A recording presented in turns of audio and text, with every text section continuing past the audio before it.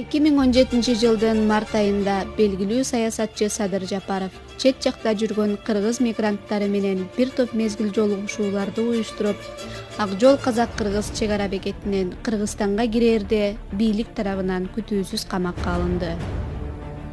Ак жол бекетинин Кыргызстан тарабында Садырды миңдеген адамдар жаалашып күтүп турган эле. Сүрүү адам чочуткан жол тандабастар Садырды коопсуздук кызматына алып келип камаганда, анын артынан миңдеген адамдар ээрчип келишип, нааразычылык билдирип жатышты. Айыбы айтылбай, кылмыш иши козголбой, Садырды эмнеге камашат деген элдин талабын милиция бийлик буйругу таркатып кубалап, күтүүсүз кагылышуулар болду. Бир нече айдан кийин ага түшкө кирбеген айып тагылып, 11 жылга эркинен ажыратылды. Бийлик анын үй бүлөсүн, балдарын жана бир туугандарын, тилектеш досторун аеосуз кордоп, айлап камактарга салды.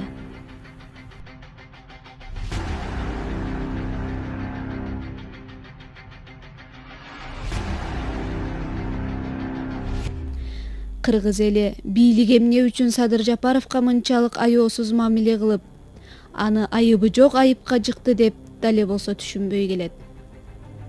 Ал гана эмес, 90 жашка кадам койгон, Көл калаасында кадырлуу карыя атка конгон атасы Нуркожо ажынын казасында да уулу Садырга топурак салдырышкан жок.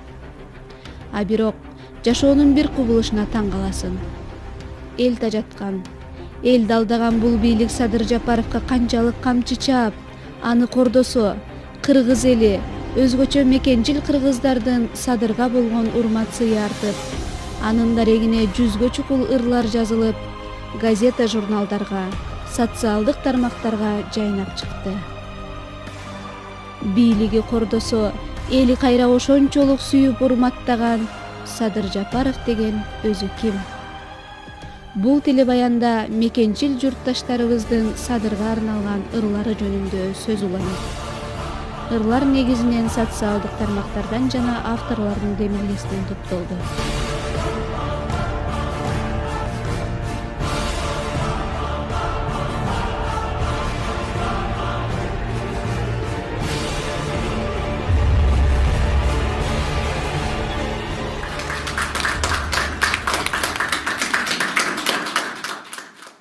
Бардыгыбыздын ой тилегибиз бирөө, бул ошол Садыр Жапаровду мекенчил деген мекен үчүн күйгөндүгүн даңазалоо. Ошондуктан мен өзүмдүн кол жазмамга таандык өр менен баштап берсем. Мен бүгүн ыйлап турам, жанымды кыйнап турам, кыргызым сак өкүнүп, кыргыз деп айткым келбей, ачуумду көөдөнүмдө жыйнап турам. Баарыңды тилдегим бар, мен да сөгүп, ызаамды мээңе куюп, уудай төгүп, айткым бар, бирок айтпайм, анткени кыргызымсың, сыйлап турам. Көлкүлдөп, ыйлап турам, келечек тебеленип бүткөнүнө, бир баатыр баардыгына түткөнүнө, ачуумду муштумума жыйнап турам, салаалап ошол ачуум ыйлап турат, санаамды Садырым деп кыйнап турат, кордоду коргоочуну басмачы деп, белине сызды төшөп кыйнап улам, кессе да кекиртегин, күрөштү туйлап улам, канжалап кесилсе да денелери, эл күчүн муштумуна жыйнап улам. Элим деп, мекеним деп, акыры чындыгыма жетемин деп, өмүрүн сайып коюп улут үчүн каалады келечектин бурулушун, жеңбесем өлүп деле кетемин. Бүркүтүм тебеледи кузгундарын, аларды ээрчип баарым, мактадым, жагалдандым, көөдөнү сокурларга дагалдандым, келбети адамсымал колдодум камандарды. Кошулуп талагыла мекениңди, саткыла кымбатыңды, бекериңди, талкалап келечекти бузгун бар. Мекенди коргойм десе керегинде, кордоду каршы чыкса жебегин деп, асырап ала турган баатырыңды арсыздар басмырлады, чындыгын элге айттырып бастырбады. Кузгунмун, бүркүтчүнүн тагып алган, анымды элге айтамын дебегин деп, баатырды сокурларың жапсабака, кайгырчы, ойлон элим, эреним деп. Өмүрүн өлкөсүнө арнаганы күнөөбү, кенчиликпи, улуттун ырыскысын сатпаганды кордогон эрчиликпи? Күнөөсүз сыздап жатса таш бөлмөдө, мыйзамсыз басмачыдай көчөдөгү жатышта кордоп уулун, бир тууганын, айт желим, ушул сага теңчиликпи? мыйзамсыз камалганын, маңкурттар талаганын көрүп туруп, акылман ажы атасы бошотту эркин күчүн, ыйлады муңкурабал ар күнү уулун күтүп. Уулунун кептелгенин коркунучка, элестеп калбадалы олтурушка, жашагып жан башына кулады да, жалбарып жатты байкуш, жан сурап жараткандан кучагын уулу келип толтурушка. Ар бир күн улам жеңип, күчүн алып, акыры жеңди ажал ажатаны, байкуш ай кайгыланып кете берди. Эч кандай күнөөсү жок уулумун деп, кантиң ай, кантиң экен кулумум деп, жан баштап жаткан ата чалкалады. Эй уулум, чындык сенсиң, тунугум деп. Мен дагы ыйлап турам. Анткени билем Садыр ак экенин, сүйүүсү мекенине так экенин, жүрөктөн сыйлап турам. Мекен деп ыйлаганын, бир тууган балдарын да, атене алган жарын өзүнө кошуп баарын кыйнаганын. А бирок кандай кылам? Акылым жетпей турат. Көөдөндү арман бурап, колумдан келбей жардам, бүт дүйнөм бутка урап. Алсырап турам азыр, тек гана көздөрүмдөн жаштар кулап.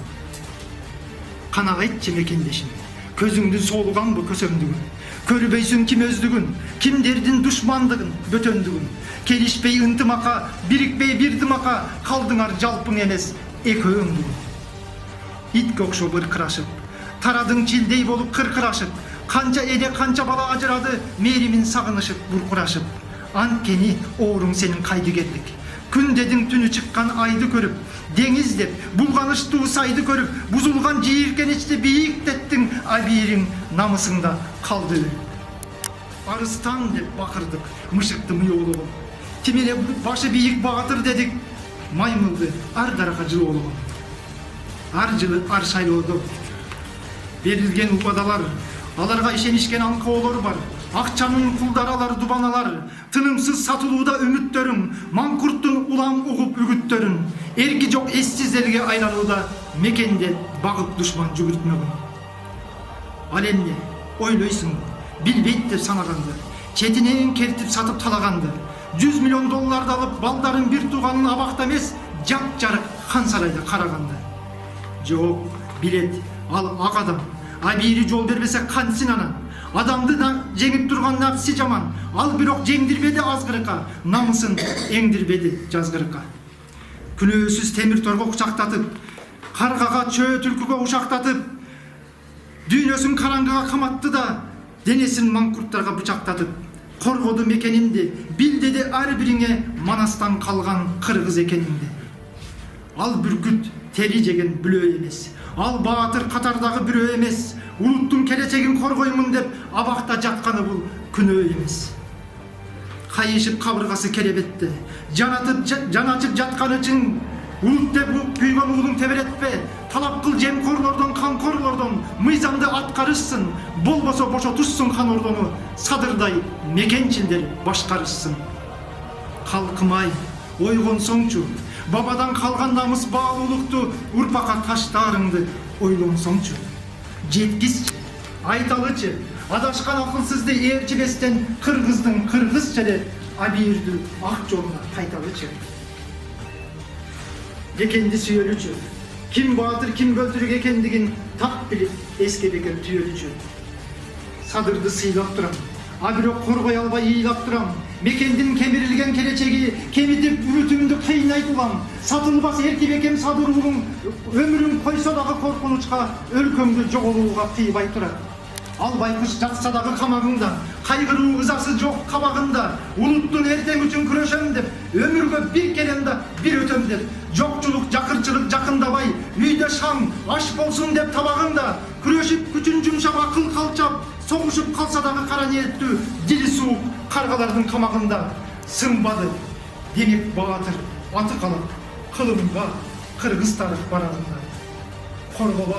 Коргоп ал шумкарыңды, ал сүйөт мекениңди бүт баарыңды, колдоп ал баатырыңды шумкарыңды, ал сүйөт улчу элиң бүт баарыңды. Мен буларды атайын Садыр Жапаровдун көргөн колдуктарын көрүп, баарын угуп билип отуруп, мекенчил иретинде ушуларды жаздым. Алыскы Чаткал районунан келип, чаткалдыктардын колдоосу менен келип отурам. Дагы бир жолу кош келипсиздер. Тирүү жүргөн өлүкпүз. Автору мен Аниса Курманбекова. Ойгон элим, уулуң келди мекенге. көрүнүктүү иш жасайм деп мекенде. Жапаровдой мекен үчүн күрөшкөн айткылачы, барбы башка мекенде. Кыйыр жолдун басып өтүп неченин, алуу үчүн алдуулардан эсебин, кан жүрөгүн кармап алып колуна коргоймун деп уулум келди мекенин. Кайтпагыла, тике туруп бергиле, бир бүтүнгө келеличи келгиле, эртеңин ойлобогон эркулдар ойноо үчүн келишкен белдине. Канча бийлик, канча байлык иссиз түссүз жоголуп, мекенибизге эле туштан тонолуп, коргоо үчүн батырыңды садырдай, келгиле элим биримдикте бололуп. Жалын жүрөк, кыргыз уулу мекендин, бул чындыктын так түбүнө жетер ким? Жапаровду коргоп колдой албасак, айткылачы, бизге, сизге мекен ким? Калкыбызды каптап азыр чын төгүн, эл дүрбөтүп айтылуу да сын төгүн. Адилетсиз азыр жатат түрмөдө, садыр уулуң сактаймын деп кум төрүн. Биз ойлонуп, эл ойгонуп бүткөнчө, урап бүттү, кулап бүттү кум төрүң. Алтын кетип, азыр бизге таш калды, тарыхта өчпөй турган дак калды. Суусун уртта барча жытын жыттабай, тентип элим ар кай жерде ач калды. Кум төрүңдүн ташталганын чыгарып, Кытай түрккө тебенетти чаткалды. Эл жерим деп жанын ала жүгүргөн, садырыңа машпөрлөр чапсалды. Көзеликтен өтсө дагы чыркырап, канча чындык көмүскөгө ташталды. Уул кызымдын көкүрөгүн дарчалып, көөдөнүндө ыза кайгы жаш калды. Жок дегенде жумуштап бергиле, тентитпестен алдуу күчтүү жаштарды. Тактай албай, чек араны бекиген, жерди сатып байышууда четинен, сактап калбай мурас калган тоо ташты санаа басып сан бөлүнүп кетилем. Калптоо менен камап уулуң садырды, бийликтин эли чыкты эсинен, тили таттуу, дили катуу бирөөнүн коркор элем алтындарын дешинен. Жер саткан, алгыла чаасынып, намыс болсо өлгүлө чатылып, чындык издеп чыккан элди тебелеп шакалдарын келет туштан качырып. Курал менен курчап албак үйдү, элден качып жатасыңар жашынып, кылым баскан ураган да аскалар, бирим дагы койбодуңар ачынып. Кишен салып, камадыңар садырды, кылмышыбыз калбасын деп ачылып, бир кездерде бир тиштем нан таба албай ар эшикте калбайлычы баш уруп. Жерин сатпай, өз уулдарын коргогон ажолордун болот дейчи батылуу. Азыркы сиздерге окуп бере турган ырым Садыр Жапаровдун атасы Нуркожо Ажынын арбагына урматына арналган ыр. Анткени бул ырды мен жаратканымдын себеби, бул ырды чаткалда жатып алып, чынында мен интернетте ыйлап отуруп, көзүмдүн жашын көлкүтүп отуруп жаздым. Анткени кылмышкер Батукаевди самолет менен кызыл килемди салып туруп узаттык. А бирок Садыр Жапаровдун атасы Нуркожо Ажы кайтыш болот деп, мына бүгүн ооруп атат дегенде бир уч топурак салган атасын көргөнгө жибербей, элдин кайгысы аябай толуп ташкан үчүн, элдин кайгысын, элдин көз жашын, Жапаровдун жүрөгүндөгү болгон кайгыны, санааны сезип туруп ушуларды жаздым эле. Жаткан жериңиз жайлуу болсун, Нуркожо Ажы. Үшкүрөк кучагына бир кысып жыттабастан, көөнү тымчып көз жумуп уктабастан, кулунуңду бир көрүү арман болуп, жансыз денең тургандыр муздабастан. Каты күн ай тоо асман урап кетти, кайра келбес сапарга узап кетти. Кан жүрөгүм кайгыдан карс айрылып, карегимден ачуу жаш кулап кетти. Уулум чыгат, чыдай тур дегин чекти, элдин уулун өстүргөн бегин кетти. Бир көрсөтпөй камактан калыптоо менен ажок айтар ичимде кегин кетти. Карегинен үмүтү өчпөй кетти, черин жазып арманын төкпөй кетти. Тирүүсүндө тирегин бек кучактап, муңун басып жүзүнөн өтпөй кетти. Өз уулунун канатын сындыргандар, өлөр чакта сынарлап сынгылгандар, өлбөөчүдөй далаңар кангандыр, эл атасын өлтүрүп тындыргандар. Мен дагы өзүмө мекенчил деп сеземен. Мен ушул Садыр Жапаров камалгандан баштап адвокат болуп катышып, мына интернет блогтардан акын мекенчил же Шырдакова Бөжар Саттаровнун ырын сиздерге окуп берейин деп чечтим. Неге адамдар бардын билбейбиз, өткөндөрдүн караандарын издейбиз. Талкаласак канча тагдыр мезгилди, таштыктаса тарыхка баш ийбейбиз. Өз кезинде сүргүн болуп айдалган, тулпар болбой кулан бойдон тайкалган, элге кылган ак кызматы бааланбай, мусапырдай өзгө жактан жайылган, өмүрүнү эл жерине арнаган, туура жолдон кетенчиктеп тайбаган, Meyli sürgün, kırgın bolsun aldıda, ölbes bolup ömür kaldı jaynagan. Tarıklar var, el taqdırın saqtagan, buйтап, burbay, al taqdırdı satmagan. Öz kezinde düşman bolup kelse da, kılımdan son buğdan kılıp taptagan. Elin er var, ak karanı ılgagan, say söğü, et yüreği sızdagan. Arbap gelip alat olup bürküttü, adiletsiz nizamları çırmagan. Meyli tuğan bolsun sağa bey tanış, közü barda anı barda bol kalız. Adilettin tuğ çakısı körünse, ettin arman mümkünçülük yol alız. Kırılmasa namısı var kırgızın, öşpese ger asmandağı yıldızın. Taşkak salıp buğdan bulup çıkarsın, sıymıktalat seni menen kırgızın. Men Gülnara Молдалиева, мен мекенчилмен. Мен Facebook'tan alıp биздин мыкты мекенчил акыныбыз Алтынбек Абдрахмановдун ырын айтып бергим келип турат. Бакай турат кошой жок, бакайсың ата, уулуң Садыр Манастай. Бийликтин кылган буйругу тура ушундай, сакалың сылап, төрүңдө болор кезиңде, кайгыга салып, кыйнады ата сыйлабай. Бетеге кетет, белдери калат сумсайган, беттери кетет, элдери калат улгайган. Кадырлуу болдуң, кыргызга ата дем болуп, башыңды көтөр, уулуң келер жылмайган. Өстүрүп карап, уулду бердиң элиңе, чындыкты издеп, чыркырап чыкты темине. Үзөңгү кагып, чылбырын тартып тузактап, азыркы бийлик жолборстун түштү изине. Адилет болбой, соттору кылат кызматты, акчага сатып, абийир намыс ызатты. Буйругун кылып, баш ийип бийлик тарапка, буктурма кылат, Садыр деп күйгөн жааматты. Бул күнда өтөр, атаке жарык таң атып, уулуң чыгып, кыргызга кенен жол ачып, кызматын кылып, талыкпай иштеп арине, чериңди жазар, капаңды айдап таратып. Орба ата, сабырдын түбү саралтын, ыры жазды сага, ден соолук каалап бир акын. Кыргыздын азыр бакайы болдуң бир өзүң, тарыхта сизге берилер деймин асылба. Мен Үзгөн районундагы Кыргызстандын мекенчил энелеринин биримин.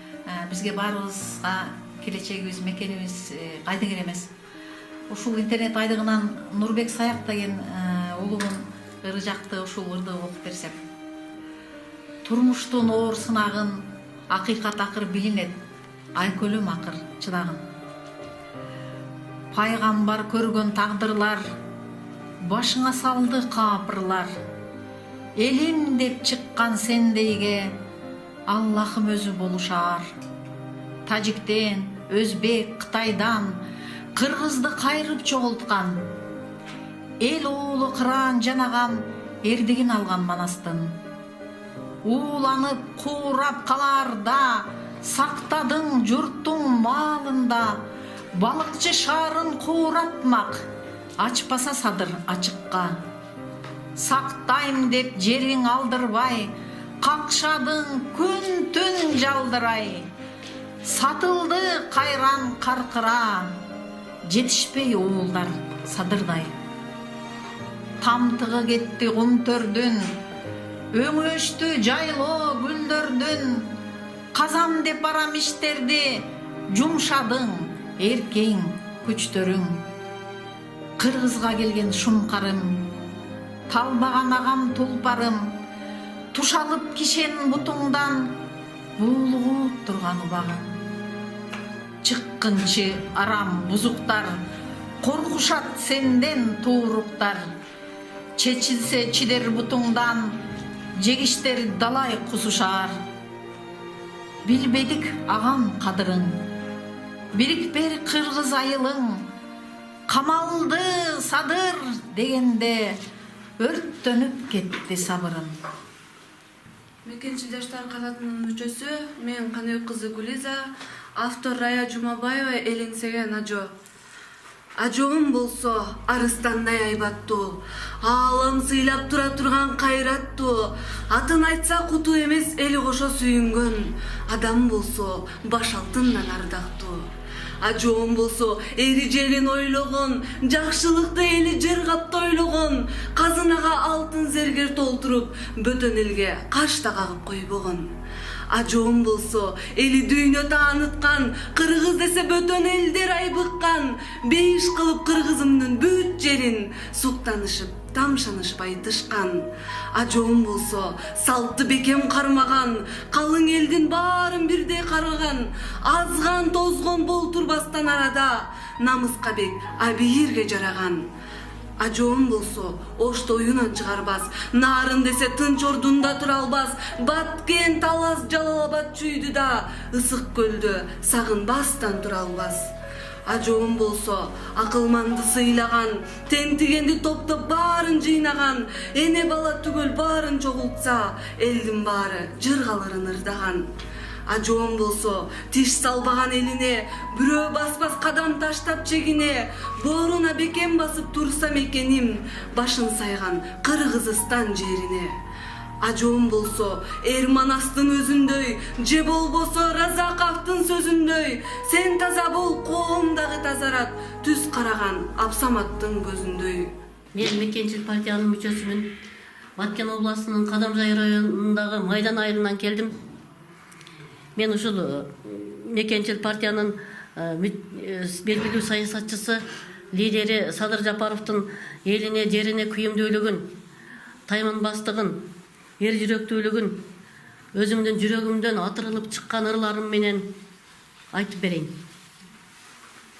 Мен автор өзүм сарсаңга салды кыргызда.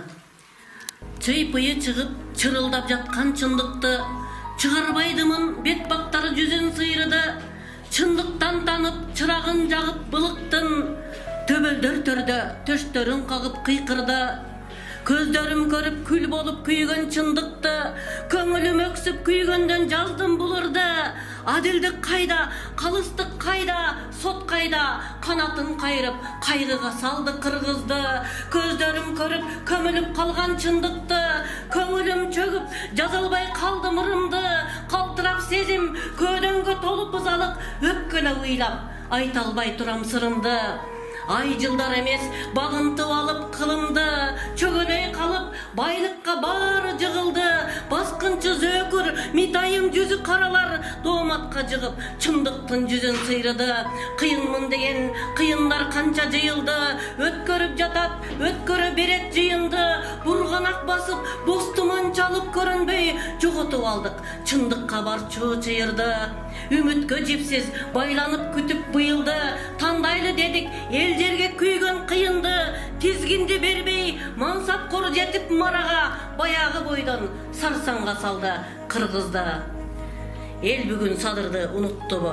Абакка жабылганга кайыл болуп, эл бүгүн Садырды унуттубу? Куйтулар курдооматка жыгып коюп, желбиреп желектери кутурдубу? Жамгырдай көз жашыбыз тоголонуп, жаратканга зарыбыз угулдубу? Жазыксыз пендесин бозоңдотуп, жабылып бөрүлөр улуп турду.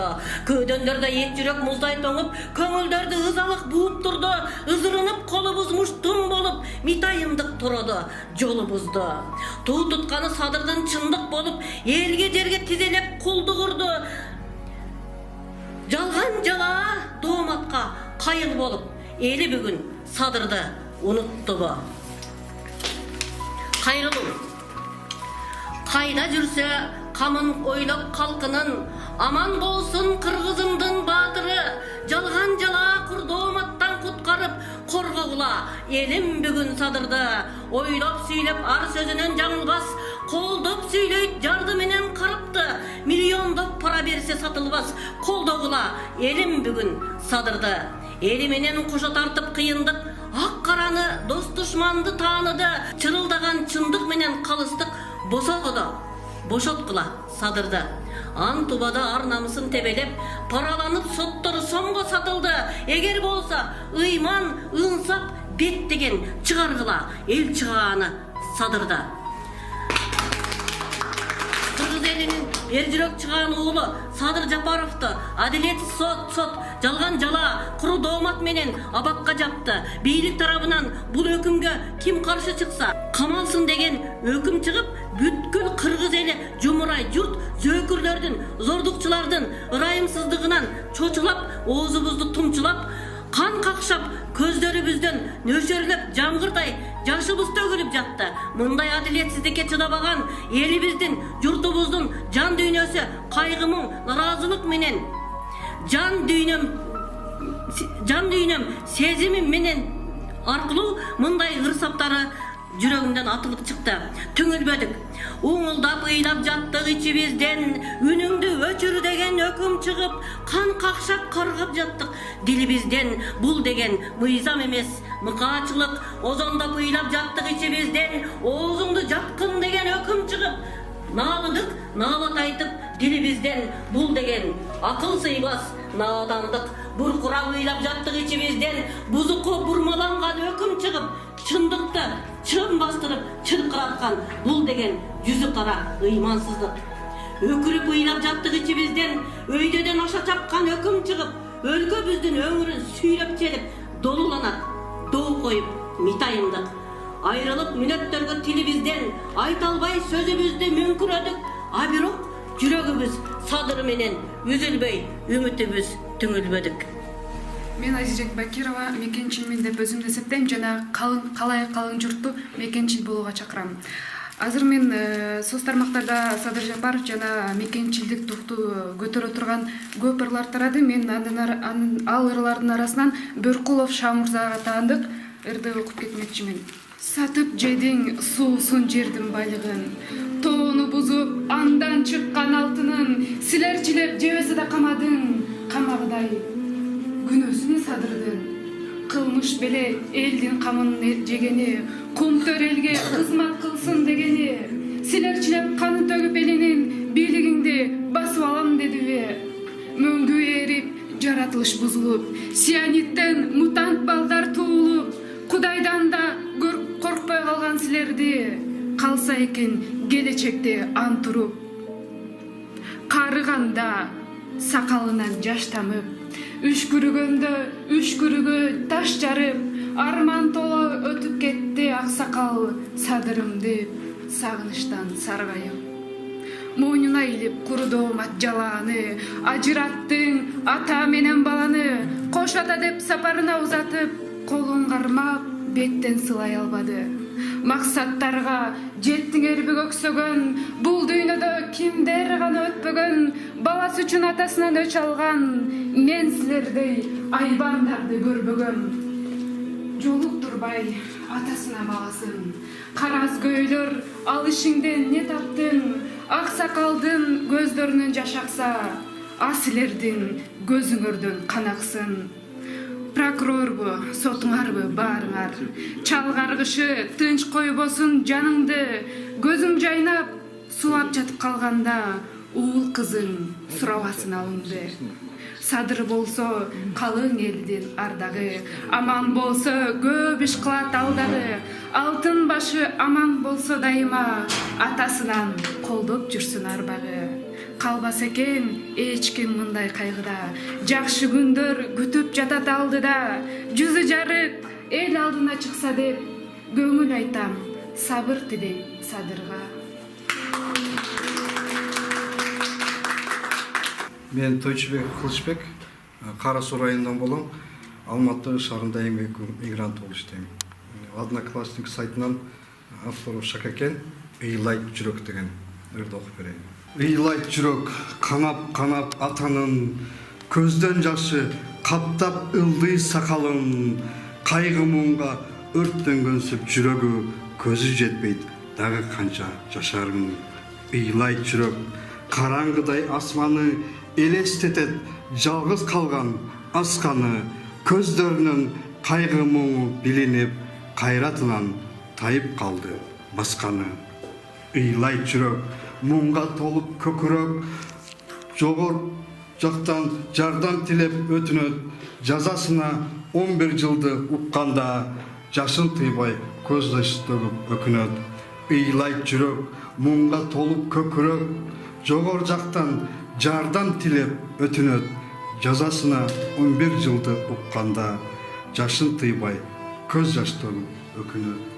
Ыйлайт жүрөк, чыгара албай капасын, жакшы четсе бербейт беле батасын, кара дамдын көздөн жашын көлдөтпөй, ар бир адам ойлоп койсо атасын.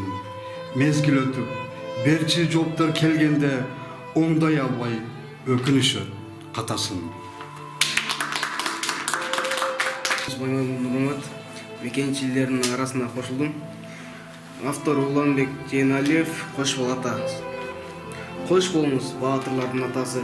Кабыл кылсын бейишинен жараткан, сиздин уулдар атыңызды даңташат, алар баатыр туура жолдо бараткан. Кош болуңуз кыраан садыр атасы, жаратканын кабыл кылсын бейиштен, уулуңуз да калды өчкүс бир арман, сизди көрбөй зээн кейиккен. Келип жүрдүң сот эшигин акмалап, айтып күндө бүгүн уулум акталат, бирок сокур соттор көрбөй актыгын камап жатты улам үмүт талкалап. Кайгы сизди алдакыры деметип, кыргызды бир акылманга кемитип, кош болуңуз баатырлардын атасы, кыргыз көрсүн уулуңуздун жеңишин. Мен Аниса Куманбекова, Садыр Жапаровго арналган дагы бир ырым. О, элим кантип чыдайбыз. Үн чыкпай жатат, үн чыкпай. Сүйлөсөк болот умчукпай. Уулуңду кесип кыйноодо көрүп да койбой чымчыктай. Эл жери болгон үмүткөр. Жигиттер кайда жигиттер? Чачырап кыргыз бириндеп чагылып жатат жиликтер. Кескилеп канга боюшту. Жолборстун жолун торушту. Күнөөсүн таппай далилдеп колуна кишен урушту. Айры аякты карадан бузулуп бүттү заманаң. Айыкпай элим корболдук ач көздүк деген жарадан. Айта албай сөздү тил безеп. Отурдук сайтта тилгезеп. Оңолуу эле калчудай ошолор какшап тилдесек. Кор болду элим садырың. Чыдоодо кантип сабырың. Жүрөгүн эртең суурушат кесишсе бүгүн тамырын. Корду кагандай чыдайбыз. Сынганды кантип курайбыз. Үзүлүп түшкөн чачырап, үмүттү кантип улайбыз. Уулуңду турса кескилеп, ой элим кантип чыдайбыз. Мен Барча Наманали кызы Өзгөн районунан болом. Азыркы учурда Кыргыз Улуттук университетинин студентимин. Сабыр кыл Садыр ага. Болсо дагы элинен алыс жерде, кан санаасы, ой пикири кыргыз элде, күн да чыгар жарк этип тосуп турган, сабыр кылгын Садыр ага. Үмүтсизде саймалап жалган ушак айткандар көп, саясаттын баткагына баткандар көп. Эли эмес капчыгым кампайса деп, эл байлыгын ойлобостон саткандар көп. Эл уусуз ак жолуңдан тая көрбө, чай ичүүчү күн да келет богуп төрдө. Эл үчүн кызматыңды кыла бергин, күн да келет эс алуучу ысык көлдө. Роза Айдарбек кызы мекенчил эжебиз, ал эженин Facebook баракчасынан алынган "Чындык кайда" ырыны деген ырыны мен Болотбек кызы Айгерим сиздерге окуп берем. Чындык кайда, нарк кайда, тебеленген журт кайда, ууру кескин камалбай, уулуң Садыр акталбай, улуттун жүгүн көтөрүп, булутунуп болуп турар. Кыргыз эл кайда, калк кайда, калыс сөзүн кыйык кылар карылар кайда кетишкен, элет жүзүн билгизген энелер кайда кетишкен. Мекенчил жанды бөрүлөр талап жатса түнөрүп, кол шилтеп койгон элбизби? Азамат элдин башына кара күн түшүп олтурса, көрмөксөн болгон элбизби? Эртеңки күндү унутуп жашап калган элбизби? Чындык үчүн күйбөгөн эси жок бир элбизби? Улуу улут, улуу журтпуз деп мактанып неге жүрөбүз? Биримдиктүү элбиз деп кыйкырып неге жүрөбүз? Чоңдору биз күнөөлөп, чокчолой баатыр болобуз. Дал ошол чоңдун баарысын шайлап алган өзүбүз. Элүү тыйын карматса, элирип алып сүйүнүп, элдин уулу деп колдоп эсирип шайлап алганбыз. Эми ал бөрү уурулар элдин уулун чалышты, барымтага алышты, колун кесип сойгулап, башынан ылдый кан кылып, аеосуз бир сабашты, баласын уруп тепкилеп, молкундары канышты. Мен Абдрахманова Нуркыз Канибековна, Ысык-Көл областынан болом. Мен ошо жүрөгү кыргыз деп соккон кыргыздын уул кыздарынын бири болом. Жана ошондой эле мен сиздерге ушул социалдык тармактардан жүрөгү жалпы мекен деп соккон мекендештериме ошолорду окуп бермекчимин. Жалпы мекенчил жаш кырандарга. Эй кырандар, эч өчпөсүн жалының, барган сайын алууланып күчөгүн, кайраттангын, карманбагын башыңды, күйүп жанат азыркы сенин түнөгүн. Калкың болуп, эл жериңе берилип, эсептешкиң ар бир ырыс жан менен. Элди сатпа, жерди сатпа, бекем бол. Бара жатсаң, жар четин жол менен.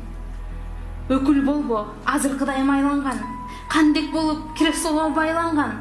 Көрөр күн башка келер бир өлүм. Ким болгон кыргыз тили тайгандан. Эрктүү болгон элиң үчүн кызмат кылып, 40 жылыңда билет кокырың иш. Кыргызыма жөлөк болчу, түртүк болчу. Эй кырандар, силер сиңер ишенич. Эй кырандар, эч өчпөсүн жалының, барган сайын алууланып күчөгүн, кайраттангын, карманбагын башыңды, күйүп жанат азыркы сенин түнөгүн. Кайраттангын, карманбагын башыңды, күйүп жанат азыркы сенин түнөгүн.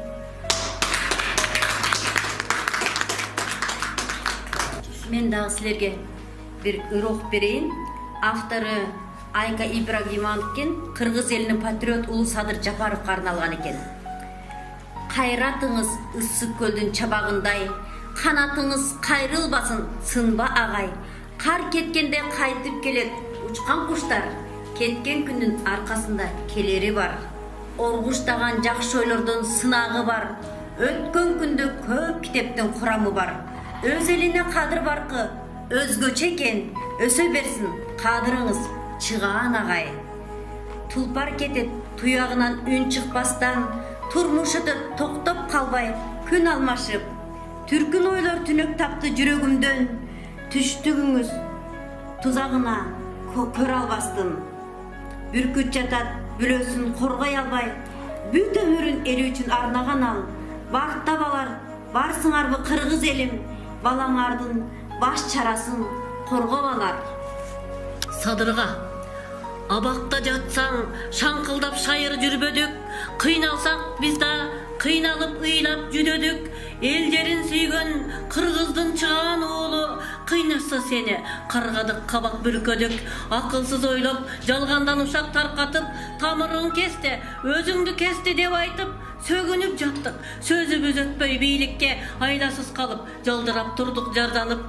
Түнүбүз катып, күнүбүз күлүп чыкпады, айылыңа бардык, атаңа көңүл айтканы, ыраазы болуп, батасын берип аксакал, көңүлү бошоп, мөлтүрөп көзгө жаш алды. Эл жерге күйүп, өзүңдүн парзың аткардың, жериңе тирик, элиңе бийик аскасың, чыйпыйың чыгып, чындыкты айтып чырылдап, кениңди коргоп, шериктеш болуп сатпадың. Булуттай тарап, көңүлгө кекти түйбөдүң, жекире карап, жегишти жектеп сүйбөдүң. Көп жылдан бери саясат менен дос болуп, үй бүлөң менен жакшылап өмүр сүрбөдүң. Жалындап соксун элиңди сүйгөн жүрөгүң, дем болот бизге. Эсен соо аман жүргөнүң, атыңды минип, айланып жериң чапкылап, чирене тепсең, үзүлбөс болсун үзөңгүң. Колуңду шилтеп, бузулуп жолдон тайбадың, тиреги болуп, элиңе көйгөй салбадың. Чыдадың иним, жон териң шылып жатса да, жолборстой болуп, изиңди кайра баспадың. Жалдырап сага параны берсе албадың, жан дүйнөң таза, ыпылас ишке барбадың. Тамырын кесип, жаныңды кыйнап жатса да, элиңе берген антыңды бекем кармадың. Араны толбой кумтөрдү жеди жемирип, жок болуп кетсин. Жегиштер жерден безишип, ыймандуу болуп, ынсаптуу болуп жашкары жыргасын элим. Жалгандын түбү тешилип, чыгааны элдин, чындыктын туусун кармадың. Жалыңдап турган жаштыгың элге арнадың. Калкылдап элиң артыңда турат сени деп кайрат кыл Садыр, башыңды жерге салбагын. Кудайым колдоп, Манастын берсин кайратын, кыраны элден маанайың түшүп калбасын. Жалындап күйгөн жаштыктын деми барында, жериңден кетпей, эл менен болгон ардайым. Түшүнгөн Садыр, түңүлүп элден калбагын, дайрадай толкуп, ташкында башсын кайратың. Жеңиштин баары кечирим сурап өзүңдөн, жеңишке жетип, желбиреп турсун байрагың. Бир ырымды ок берип коеюн, эл сыйлаган эржегим. Кар сайрылып, эт жүрөгүм тиленип, чындык өлдү, келбес болуп тирилип, чындыгыңдын барактарын айырдык, куткара албай элиң сени берегим. Бүлбүл жалып карек нуруң өчүптүр, курч карашың кусалыкка көчүптүр, так төбөдөн калптын кайнап казаны жан дүйнөңдө азап чанчып өтүптүр. Канаттарың кара тордо кайрылып, жүрөгүңчү ыйлагандыр кайгырып, караңгылык каптап турат каты күн, кең дүйнөңдө темиришен таралып. Элиңдериң эски таштай көгөрүп, оорудуң ор кайгыга бөлөнүп, кыйрап турган кыргызыңдын багына сендей жигит келбейтеби төрөлүп. Сына көрбө, кыран тутуп өзүңдү, эрке сынган элиң турат жөлөнүп, эрке сынган журтуң турат жөлөнүп.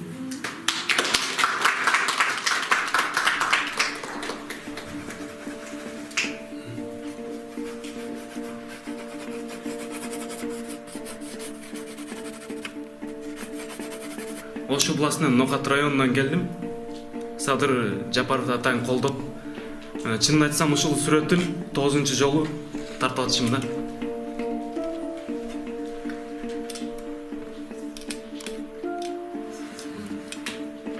Ошондой эле сүрөт эле тартып эме кылбастан Садыр Жапаровду колдоп, чынчыл адам экенин колдоп, мен 5 куплет ырда жазгам, ошону да окуп коеюн.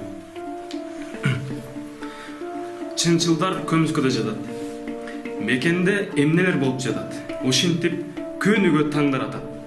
Өзүң деп жүргөндө канча чатак эл билип, колдогон, үмүт кылган Садырдай уулдар көмүскөдө жатат. Көрүшүп, угуп, билип, жасап жатат. Илге эртен тамырга бул сиңген атат.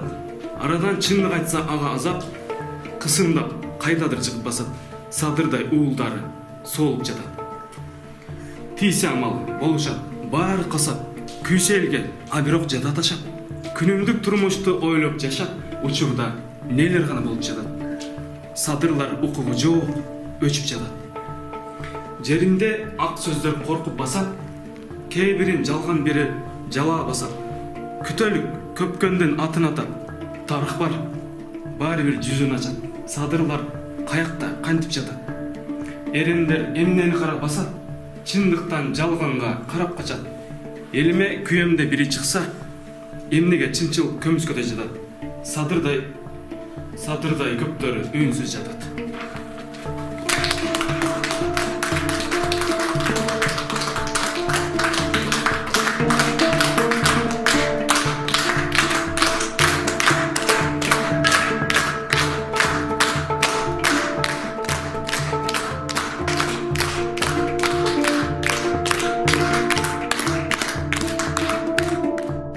Мекендештер, мен өзүмдүн жазган ырларымды бир экөөнү гана окудум.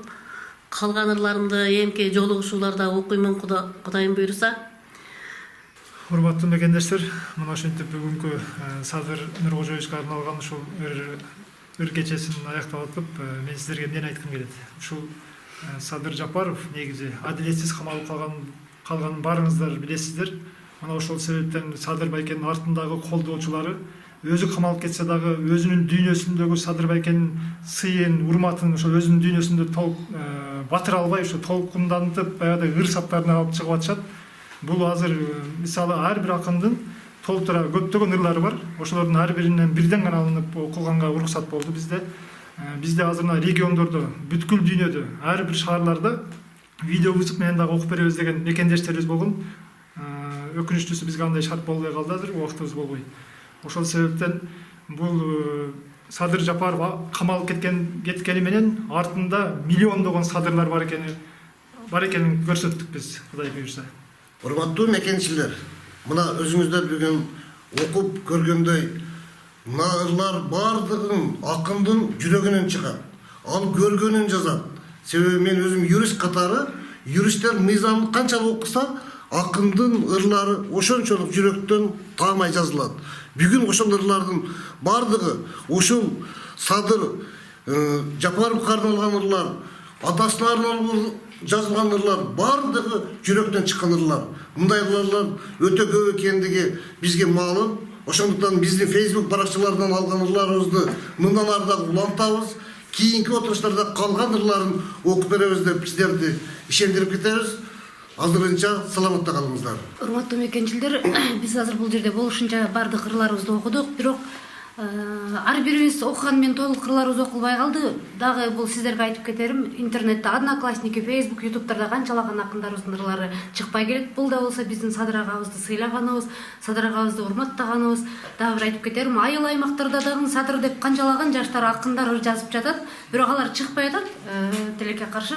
Буюрса мен ишенем, ошол акындар да бизге кошулуп, биздин агымыбызга кошо агып, булак болуп агып, дайра болуп кошулабыз деген үмүттөм. Саламатта калыңыздар. Урматтуу мекенчилдер, саясий лирика ишкыбыздары мына бүгүнкү Садыр Жапаровдун ишмердүүлүгүнө арналган саясий лирика кечебизде аяктоого соңуна келип жетти.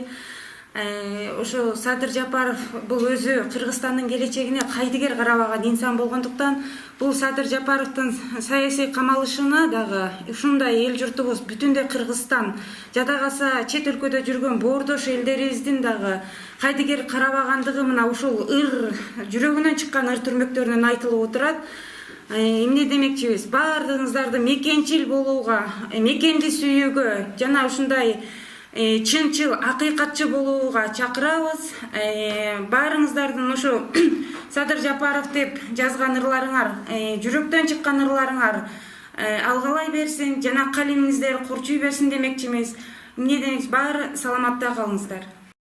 Садыр Жапаров камалгандан кийин жарым жыл өтпөй, тагыраак айтканда 2018 жылдын январь айында мурдагы кыргызстандык, азыр Канаданын жараны, жазуучу жана коомдук ишмер Максим Корсаков «Не ищите счастья у чужих берегов» деген китебин Кыргызстанда чыгарып, анын кириш сөзүндө Садыр Жапаров жөнүндө Кыргызстандагы эң таза жана мыкты саясатчы деп сөз улайт.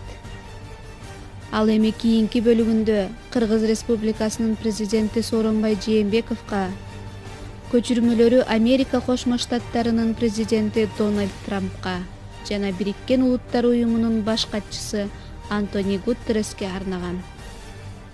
Бул кайрылуусунда ал кайрылган бийлик бутактарынан, өзгөчө кыргыз элинен жана анын президенти Сооронбай Жээнбековдон Садырды актоону, бошотууну жана кыргыз элине кызмат кылууга мүмкүндүк берүү жөнүндө суранган.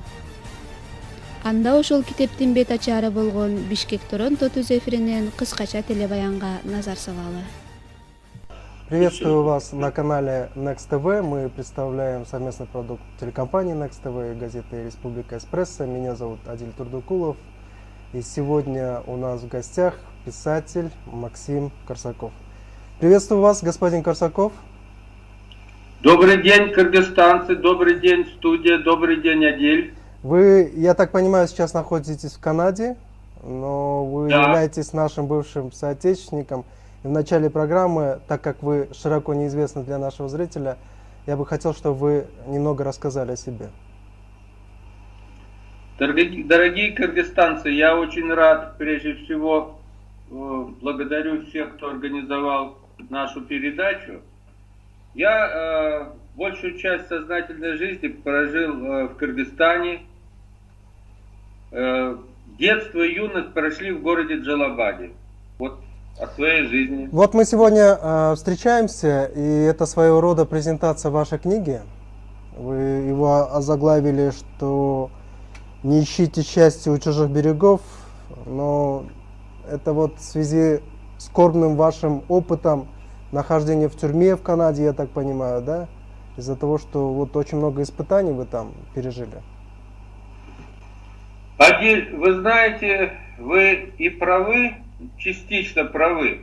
Дело в том, что эта моя книга уже проходила несколько переизданий, и были разные названия. Вот первое издание, это было в Канаде, оно называлось «Жестокое средневековье в центре Торонто». Вот если зрители видят, я показал. Это первое переиздание. Второе переиздание было в Соединенных Штатах в Бостоне. Книга называлась «Записки русского узника из канадской тюрьмы». И вот последнее переиздание, которое было до Кыргызстана в России, «Не ищите счастья у чужих берегов». Я бы не сказал, что это только связано с моим отрицательным опытом. Ложное обвинение. Я находился в канадской тюрьме. В результате ложного обвинения, в конце концов, я выиграл, был оправдан, победил. Но тут и обобщенные чувства в отношении того, стоит ли покидать родину ради призрачного поиска счастья за рубежом. Даже если бы со мной вот не случилось то, что случилось в тюрьме, я думаю, я бы, наверное, написал книгу под таким названием «Не ищите счастья у чужих берегов». Вот вы в начале своей книги упоминаете, делаете какую-то такую аналогию с Садыром Джапаровым, который тоже подвергался необоснованным гонениям и подвергается сейчас в том числе. Почему вы с этого начали? Когда со мной произошло в Канаде тоже ложное обвинение, я сопоставил цепочка. Ложное обвинение в Кыргызстане против Феликса Кулова, ложное обвинение в Канаде против Михаила Бубеля. И я решил создать серию книг Его Величества Адвокат, которая описывала бы вот эти судебные случаи, связанные с правами человека. И вот первую книгу я написал «Не ищите счастья у чужих берегов», которую сейчас издали в Кыргызстане. А дальше что? Каким путем пойдет Кыргызстан? В Кыргызстане прошла череда смены президентов. Я следил за событиями. И вот готовятся новые выборы, на которые кыргызский народ возлагает большие надежды. И что я вижу? В тюрьме, за решеткой, находится Садыр Нуркажоевич Жапаров. Первый я был потрясен. Молодой, красивый. Соль кыргызского народа, соль моего народа. Почему он в тюрьме? Естественно, в интернете масса информации. Я стал изучать каждую информацию, каждую строчку, связанную с судьбой Садыра Нуркажоевича Жапарова. Я понял. Ложное обвинение снова. Все обвинения против Садыра Нуркажоевича не стоят выеденного яйца. И практически невиновный человек, у которого впереди все будущее, оказался за решеткой. Снова архипелаг ГУЛАГ вернулся в Кыргызстан. Но я-то писатель, который пишет за свободу, за права человека. И поэтому я попросил друзей в Кыргызстане: дорогие, переиздайте мою книгу, но с петицией к новому президенту Кыргызстана, господину Саранбаю Шариповичу Жээнбекову. В этой петиции я попрошу